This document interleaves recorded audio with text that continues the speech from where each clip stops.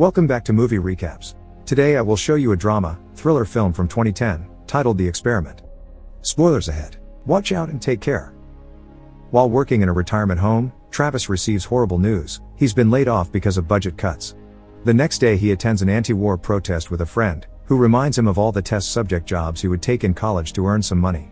A commotion suddenly takes over the protest when a soldier jumps to beat up the protesters, pushing to the ground a beautiful woman that Travis has been watching. Travis jumps in and pulls the soldier back, threatening him with his fist but not actually daring to punch him. The police take the soldier away and Travis checks on Bay, inviting her to have a drink with him after the protest is over. At the bar, they share their activism experience before Bay confesses this is her last protest because she'll be moving to India, and invites Travis to do the same. It's impossible for him to do so without money, but he does ask to see her again before she leaves. Later, Travis checks the classifieds and finds an ad requesting people for a behavioral experiment that will pay $1,000 a day for 2 weeks and decides it can't hurt to try. The next day, he goes to the first meeting where he befriends and chit-chats with 2 other volunteers, Michael and Benji. The person in charge is Dr. Archaleta, who makes them fill out a form before explaining what it's all about. They'll be testing the conditions of life inside a state penitentiary, and the only requirement is that nobody has served any time. The participants will be safe at all times, but they must remember that some of the subjects will be deprived of their civil rights. Afterward, the doctor runs some tests to decide who will be the 26 chosen ones, including a recorded interview with morally charged questions. Travis replies he doesn't have a history of incarceration or violence, and his interest in religion is a simple no. He bases his ethical decisions on what he feels. Michael tells them about his time as a Boy Scout and in the drill team, also various church groups, because he's devoted. Another volunteer called Chase says he's lived his life based on 3 things: women, pot, and smiles. After the interview is over, the volunteers are taken to a sealed room where they're shown a video of juxtaposed images including cute things like children and animals and more violent things like clips from the news. Sometime later, Travis goes to see Bay to spend their last time together. As she kisses his soft knuckles, she tells him she knows he wouldn't have hit the angry soldier at the protest. They also talk about India, and how Travis will find her there when the experiment is done. Travis is chosen for the final group, and when the day comes, a bus picks up all the chosen volunteers, which include the new friends Travis made during the meeting. On their way to the prison, they all think about their loved ones and the answers they gave about them during the experiment. Benji remembers a barista from his favorite cafe and answers in the interview that women are everything on God's green earth. Chase thinks of a random fling he wasn't exactly kind to, Michael thinks of his extremely controlling mother, and Travis thinks of the moment Bay gave him her bracelet. When they arrive at the prison, the bus driver doesn't allow them to take their bags, which leaves Benji worried. On day 1, Dr. Archaleta gives them a talk and the last chance to leave. He swears that violence isn't allowed, and if they see any through the cameras, the experiment will be terminated. Michael, Chase, Basha, Helwig and 2 more volunteers are chosen as the 6 guards, while the other 20 will be prisoners. Guards must not allow anything from the outside world to come or go from the cell block, and there are 5 rules that the prisoners must follow at all times. They must eat 3 meals a day and all food must be consumed. There will be 30 minutes of rec daily. They are only allowed in prisoner designated areas. They can only speak when spoken to, and they can't touch the guards under any circumstances. Those that break the rules must be punished commensurately. If any person leaves, nobody gets paid. If a prisoner does break the rules, the guards have 30 minutes to choose disciplinary action. If they fail to do that, a red light will be turned on, the experiment ends and there won't be any payment. After the doctor leaves, the guards prepare the prisoners like a real prison, washing them all with a hose. Basha shows pity for having to put them through this, but Chase is already having fun calling them names and humiliating a volunteer called Oscar. Afterward, prisoners are put in a line while the guards read the rules. From now on, inmates will be addressed only by their numbers. Travis ends up in a cell with Benji, who is a graphic novel artist, and Nix, a man who insists to be referred to by his number. A flashback of the interview shows why some of the volunteers have joined the experiment. Nix and another man simply mention the cash. Michael is doing it for his mother because she broke her hip and he needs to pay rent. Chase wants to impress women with the money, and Travis answers he wants to escape. During rec time, the prisoners are playing basketball and one of them accidentally hits Basha in the face with the ball.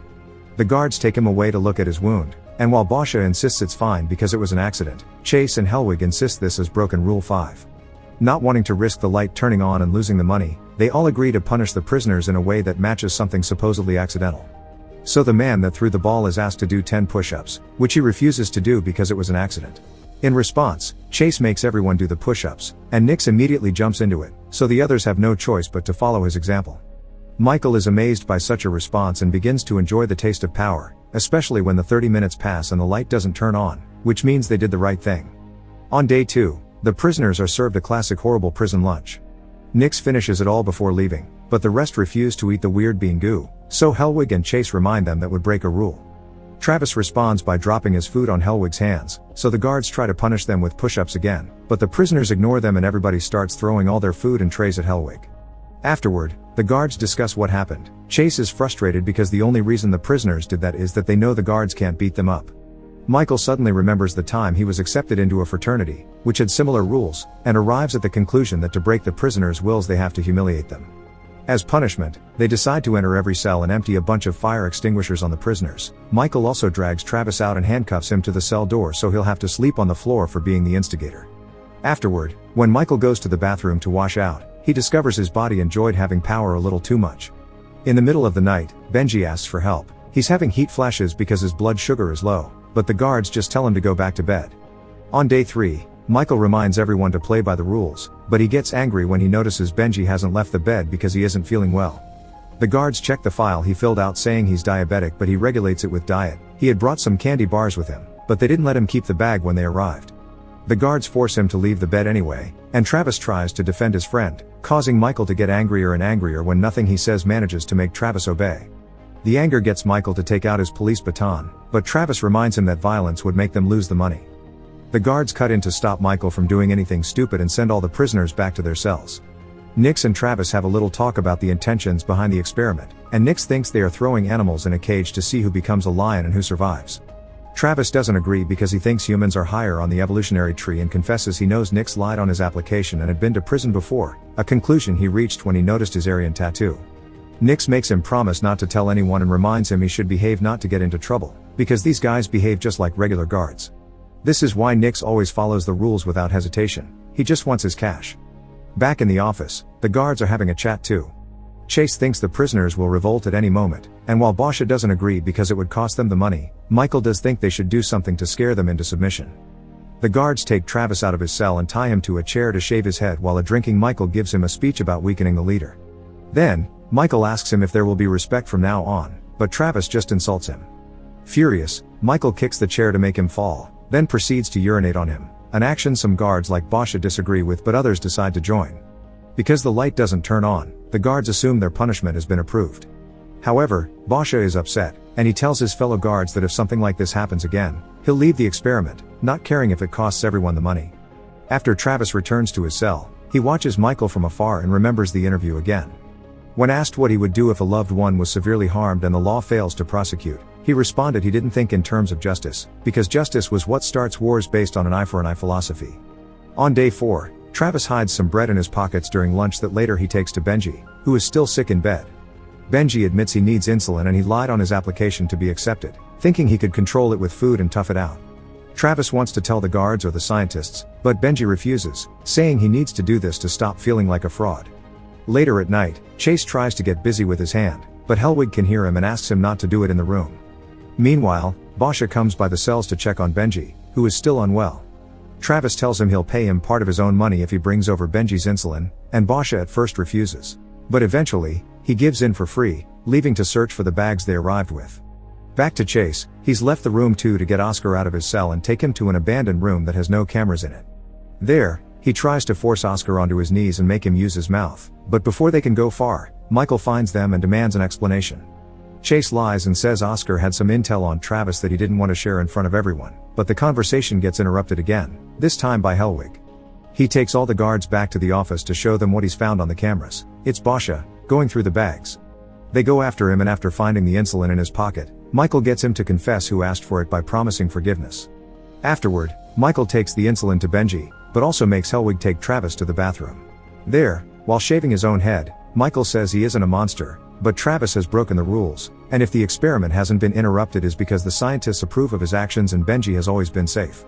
Travis thinks Michael should use his prize money to check into a mental facility, and a furious Michael decides on the next punishment. Hellwig shoves Travis' head in the toilet until he finally says aloud he's just a prisoner. At first, Travis keeps on insulting them, but eventually his spirit breaks and does as he's told. Once he's sent back to his cell, he breaks down and cries. Later in the middle of the night, the guards take Basha off the bed and beat him up as punishment in that abandoned room with no cameras. On day 5, Benji is feeling better and joining the others in the daily routine, but Michael has another surprise for them. Basha will become a prisoner for breaking the rules. Annoyed by Michael's condescending speech, Travis takes off his uniform shirt, and while his fellow prisoners follow his lead, he climbs a cell door to ask the camera to open the gates. Michael drags him down and presses him to the floor with his baton on Travis' neck, so Benji tries to help by hitting Michael on the back of his head. Michael responds by hitting him hard with his baton, which leaves Benji twitching and bleeding on the floor.